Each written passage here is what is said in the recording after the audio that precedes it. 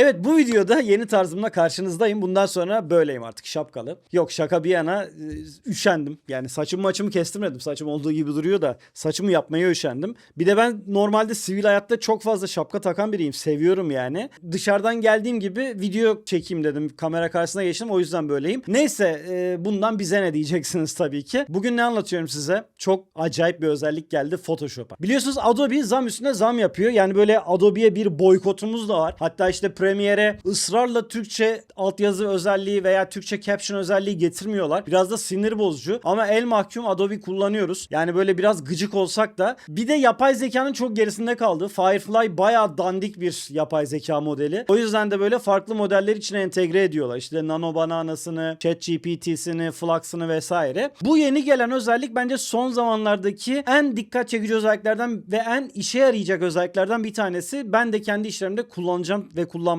dünden itibaren başladım da diyebilirim. Şimdi ne yapıyor bu? Bir 2 boyutlu objeyi 3 boyutlu hale getirebiliyoruz artık. Yani bir 3 boyutlu modelleme haline getirip daha sonra o modellemeyi istediğimiz yere görselde, fotoğrafta konumlandırıp onu tekrar gerçekçi bir render haline getirebiliyoruz. Tabii ki yapay zeka desteğiyle. Bunu yapmak için arkadaşlar Creative Cloud'dan Photoshop Beta'yı indirmeniz gerekiyor. Şu anda Beta'da, muhtemelen birkaç hafta sonra da full sürüme gelecektir diye düşünüyorum. Şimdi bu videoda ne yapacağız peki? 3 farklı örnek yapacağım. Bir tanesi büyük bir objeyi konumlandıracağız. Bir arabayı yolda konumlandıracağız. Bir diğerinde yazılı bir ürün deneyeceğiz. Bakalım yazıyı koruyabiliyor mu döndürdüğümüz zaman ürünün üzerindeki yazıyı. Eğer bunu yapabiliyorsa, çünkü ürün fotoğrafçılığında yapay zeka gerçekten işlevsel bir şekilde kullanılmaya başlandı diyebiliriz artık. Çünkü yazılar çok bozuluyor bildiğiniz gibi ürünlerde. Bir diğer örnekte de insan görsellerinde bakalım nasıl tepki veriyor. Yani insan fotoğrafını 3 boyutlu modellemeye çevirdiğimizde ne yapıyor?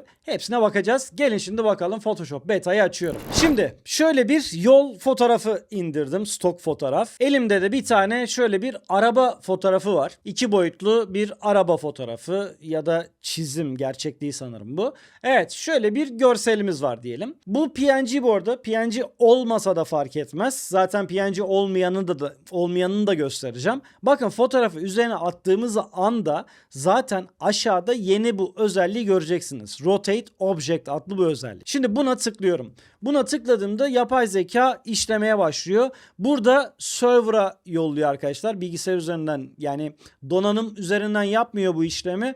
Cloud üzerinden yapıyor. O yüzden de bilgisayarınızın gücünün ya da hızının burada herhangi bir etkisi yok. Fakat sonrasında etkisi olabilir. Yani bu döndürme işlemi sırasında. Evet, şu anda yaptı. Burada ön izleme, düşük çözünürlüklü ön izleme veriyor bize. Yani bu sizi yanıltmasın. Şu anda kötü görünüyor.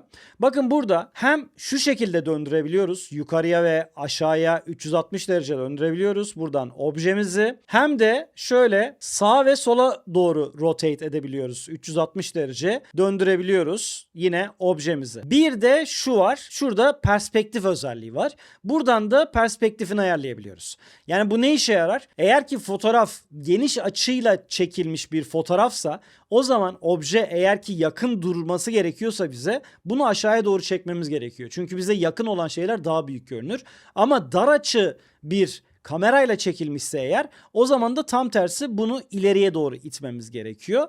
Burada tabii ki artık sizin göz kararınıza bağlı. Orada tamamen çünkü yapay zeka desteği yok, manuel bir şekilde yerleştireceğiz. Şimdi ben arabayı yola uygun bir şekilde yerleştireceğim bakın. Şöyle nasıl döndürmemiz lazım biraz? Herhalde biraz şöyle döndüreceğim. Biraz şöyle aldım. Biraz böyle döndürüyorum. Ya dur, şöyle yapayım. Resetleyeyim bir şuradan. Bak, buradan resetleyebiliyorsun. Resetledim. Şimdi tekrar bir döndüreyim. Evet, şöyle döndürdüm. Biraz burnunu aşağıya aldım. Küçülttüm. Evet, sanırım oldu gibi ya, değil mi? Biraz da şöyle aldık mı herhalde oldu. Evet, ters yönde değil mi arabamız ya? Ters yönde değil. Tabii Türkiye'deyse burası. İngiltere ise ters yönde. Evet, perspektifi de bir tık belki şöyle yapabiliriz. Birazcık daha şöyle, tamamdır. Şimdi bunu bitirdikten sonra buradaki done işaretine, yani done'a tıklıyorum. Done'a tıklıyorum da garip oldu. Done onaylıyorum, yani onaylama işaretine tıkladım. Şimdi enhancing rotated image diyor. Yani döndürdüğümüz image çözünürlüğü yükseltiliyor. Şimdi de evet, bakın ilk hali neyse o haline getirdi. Yani kaliteli hale getirdi tekrar. Ve bu araba görselinde aslında hiç de fena tahmin etmedi diğer tarafı. Çünkü diğer tarafı görmediği için aslında tahmin ediyor burada yapay zeka. Şimdi fakat bu haliyle bir işimize yaramaz tabii ki. Böyle çok dandik duruyor. Bunu iyi hale getirmemiz lazım. Bunun için de Photoshop'a daha önceden gelen bir özellik vardı. Ve benim çok sevdiğim bir özellik. Bununla ilgili de video çekmiştim zaten. Burada Harmonize özelliğini çalıştırmamız lazım. Harmonize'a tıklıyorum. Şimdi tekrar yapay zeka devreye giriyor. Burada cloud üzerinden bir işlem yapıyor arkadaşlar. Burada da bilgisayarınızın gücünün herhangi bir önemi yok. İnternetinizle alakalı daha çok buradaki mevzu. Şimdi Harmonize özelliği ne yapıyor? Bildiğiniz gibi objeyi ve görselin bütününü analiz ederek o objeye görselin bütününe göre uygun ışık ve gölgelendirmeler yapıyor. Ve renk de ona göre yapıyor. Yani gerçekten objemiz orada duruyormuş gibi oluyor. Bak, gölgeyi ekledi buraya. Burada da 3 tane farklı seçenek veriyor. Şuradan değiştirebilirsin bunları. Bak, şuradaki bölümden veya şu aşağı kısımdan da sağ solla değiştirebilirsin. İstediğiniz gibi olmadı mı diyelim sonuç. Bir kere daha generate diyebilirsiniz ve bir kere daha oluşturabilirsiniz. Bazen çok iyi sonuç verebilir. Burada bence mükemmel bir sonuç olmadı şu anda. Yani bir daha şimdi zaman kaybetmeyelim, denemeyelim. Ama iyi olana kadar generate diyebilirsiniz arkadaşlar. Şimdi bir de burada şöyle bir işlem yapacağım bak. Bunların bütün layer'ların hepsini merge yapıyorum. Ctrl E ile de yapabilirsiniz. Merge layer dedim, yani tek bir katman haline getirdim. Şimdi Ctrl A'ya basıyorum ve bütün görseli seçiyorum. Bak, kenarlar tırtıklı oldu, görüyor musun? Şimdi burada Generative Fill'i seçiyorum ve buradan şurada bak fi yazıyor ya, bu Firefly'in fi'si, yani Adobe'nin kendi yapay zekası. En başta dedim ya, burada Flux da var, Gemini de var, GPT de var. Buradan Nano Banana Pro'yu seçeceğim. Bu arada Nano Banana 2 henüz gelmedi Photoshop içine, muhtemelen yakında o da gelecektir. Gemini 3'ü seçiyorum ve OK diyorum. Ha, bu arada bunlar kredinizden yiyor. Yani o rotate dedik ya en başta, orada 20 krediniz gidiyor arkadaşlar. Firefly her ay size belli bir kredi veriyor. Toplamda 4000 krediydi yanlış hatırlamıyorsam. Yani bu yaptığınız işlemler o kredilerinizden düşüyor ama Firefly için, yani yapay zekası için Adobe'nin ayrı bir paket daha satın alabiliyorsunuz isterseniz. Neyse, şimdi Ctrl A dedik ya en son. Bunun hepsini seçtikten sonra burada Nano Banana Pro'yu seçmiştim. Şimdi bak, şöyle bir şey diyeceğim buradaki prompt kutusuna. Kadrajı olduğu gibi koru ve gün batımı ışıklandırması yap dedim ve generate diyorum. Şimdi burada Nano Banana Pro çalışacak, bütün görseli analiz edecek ve bana bir gün batımı da çekilmiş bir görsel, bir fotoğraf haline getirecek bunu. Böylece bu arabanın rengi, işte gölgelendirmesi vesaire daha iyi olacak diye düşünüyorum. Bakalım nasıl olacak. Ve tadam. Evet, gördüğünüz gibi çok daha iyi hale geldi. Fakat görüntü kalitesinin içine etti. Gerçekten çözünürlük rezalet oldu. Burada da şöyle bir şey yapabilirsiniz üzerine. Yine bu layer'ları merge'lersiniz. Daha sonra image'dan Generative Upscale'e gelirsiniz. Burada da daha önce yine bunu da anlatmıştım. Topaz geldi, entegre oldu arkadaşlar. Yani dünyanın en iyi çözünürlük yükselten modeli. Bunların hepsinin farklı bir işlevi var bu arada. Firefly'in kendi görsel modeli de var. Burada deneme yanılma yapmanız gerekiyor. Yani hangisi sizin için daha iyi? Her birinin farklı bir işlevi var. Yani biri insan görselinde daha iyi. Biri görseli çok iyi hale getiriyor ama içinde yapay zeka olduğu için görseli başka bir şeye de dönüştürebiliyor vesaire gibi. Bu arada çözünürlük çok yüksek olduğu için şu anda upscale etmiyor. Önce bunun çözünürlüğünü bir düşürmem lazım. Mesela bunu 1080 yapayım.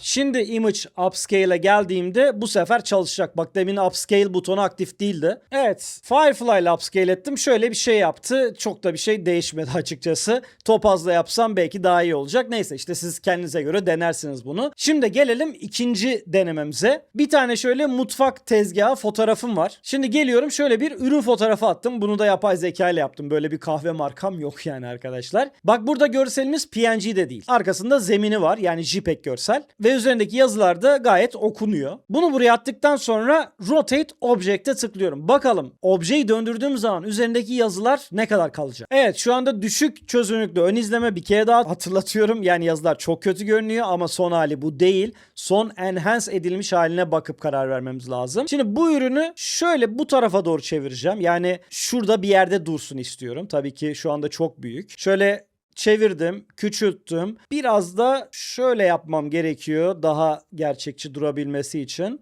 Evet, şöyle bir yerde dursun diyelim ve onaylıyorum. Evet, ürünümüzü yerleştirdik. Bir de harmonize yapalım. Ondan sonra bakalım. Şuradan uygun olanı seçelim. Bu arada harmonize bazen ürünün rengini ciddi anlamda bozuyor. Öyle de bir dezavantajı var. Yani renk önemliyse ürününüz için, ki önemli bir şey bu. Böyle bir dezavantajı var. Onu da söyleyeyim arkadaşlar. Şunu seçelim. Şimdi yazılara bakacağım ama önce orijinalini de yanına atayım. Şöyle yakınlaştırıp bir kıyaslayalım bakalım. Evet, sağ taraftaki rotate ve harmonize özelliklerini kullandığımız, sol taraftaki ise orijinal. Şimdi sol taraftakinin orijinalinde şöyle yazılar var. Tabii şunlar da saçmalamış, yapay zeka ile yaptırdığım için. Ama bak, %100 Arabika yazıyor ya şurada. Burada yazıyor mu? Yazamıyor. Çünkü bu tarafını aslında görmüyordu ve biz rotate ettiğimizde şuradaki görüntüyü tahmin edip bu tarafa yerleştirmeye çalışmış. O yüzden de görmediği yerdeki yazılar hatalı olmuş. Peki gördüğü yerdeki yazılarda hata var mı, ona bakalım. Bozmuş mu yani? Bak, single origin diyor, medium roast diyor, whole bean coffee diyor. Buralarda hata yok. Colombian beans, notes of caramel, citrus, chocolate, 140 gram, EST 2021. Hiçbir şekilde bozulma olmamış. Yani rotate yapmamıza rağmen gördüğü kısımdaki yazıları bozmamış. Bence bu çok önemli bir özellik arkadaşlar. O yüzden ürün fotoğrafçılığında bence bu özellik kullanılır. Şimdi gelelim son örneğe. İnsanlı bir görseli döndürdüğümüzde bakalım nasıl tepki veriyor. Şöyle 2 tane karateci fotoğrafı var. Karate mi, kung fu mu? Karate herhalde ya. Karate olması lazım. Bunu attıktan sonra arkada da bir tane dojo var. Rotate object diyorum. Bakayım buna nasıl tepki verecek, ben de çok merak ediyorum bu arada. Yani kişilerin yüzlerini bir kere görmediği için orada saçmalayacaktır. Benim tahminim o yönde. Ama bir görselin açısını değiştirme konusunda işe yarar mı acaba, ona bakacağım. Evet, buradan şimdi görselimizi ayırdı. Bak şöyle bir döndürelim. Arka tarafı tahmin ediyor. Bak, kızın eli gitmiş mesela burada. Ama ayakları falan doğru tahmin etmiş. Yani elin ucu yok. Onun dışında kol konumu falan doğru gibi. Yumruk ve pozisyon bence doğru. Şöyle yukarı doğru çevirelim. Aşağı ya da yukarı oynatalım. Evet, burada da gayet güzel görünüyor bence ya. Sıkıntı yok gibi.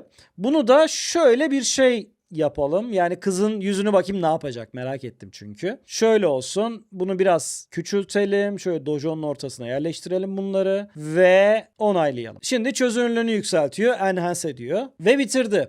Evet, yaklaşıyorum. Şimdi kızın yüzü normalde bakalım görünüyor muydu? Görünmüyor. Yani şöyle bir yüzü var. Yarısı, çok az bir kısmı görünüyor. Bence ona rağmen gayet başarılı tamamlamış diyebilirim. Yani yüzünü görmüyor sonuçta, tahmin ediyor. Şurada sadece gözü, bak burnunun birazı ve ağzının birazı görünmesine rağmen bence başarılı tahmin etmiş. Yumruklar olduğu yerde duruyor.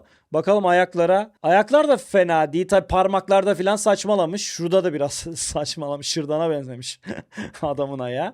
Şimdi burada da harmonize diyelim. Bakalım şimdi ne yapacak. Ve gölgelendirdi, ışıklandırdı. Şöyle 3 tane de harmonize seçeneğimizle en iyisi hangisi oldu? En gerçekçi ışık sanırım bu oldu gibi. Ve böyle bir hale getirdi arkadaşlar. Bence fena olmadı vallahi. Yani böyle kişilerin konumunu değiştirme konusunda da kullanılabilir mi? Yerine göre bence kullanılabilir. Siz ne diyorsunuz? Yorumlara bekliyorum bu arada. Evet, Photoshop'un yeni 3D Rotate özelliği bu şekilde. Bu arada bu özellik Illustrator'da da var. Daha önce gelmişti hatta Illustrator'a. Fakat Illustrator'da bu kadar özgür çeviremiyorsunuz. Orada böyle açılı şekilde çevirebiliyorsunuz. Orada vektöreli çevirebiliyorsunuz. Aklınızda olsun. Onunla ilgili de bir short form videom var. Daha önce yapmıştım. Kısa videolarımı da takip etmiyorsanız edin lütfen arkadaşlar. Instagram'da ve Twitter, yani X'te de takip edebilirsiniz. Orada da yoğun bir şekilde paylaşım yapıyorum. Evet, siz bu konu hakkında ne düşünüyorsunuz? Yani Adobe'ye verdiğimiz paraya değer mi bu özellikler? Çünkü ciddi zam yapıyor.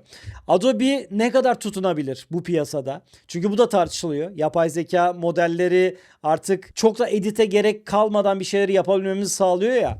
O yüzden tutunmak için böyle enteresan özellikler getiriyorlar. Bakalım, göreceğiz. Şimdilik el mahkum kullanıyoruz tabii ki. Nereye kadar gidecek? Siz ne düşünüyorsunuz? Yorumlara bekliyorum. Bu videoyu da izlediğiniz için teşekkür ediyorum. Kanalımdaki diğer videolarda görüşmek üzere. Şimdilik hoşça kalın. Kendinize iyi bakın.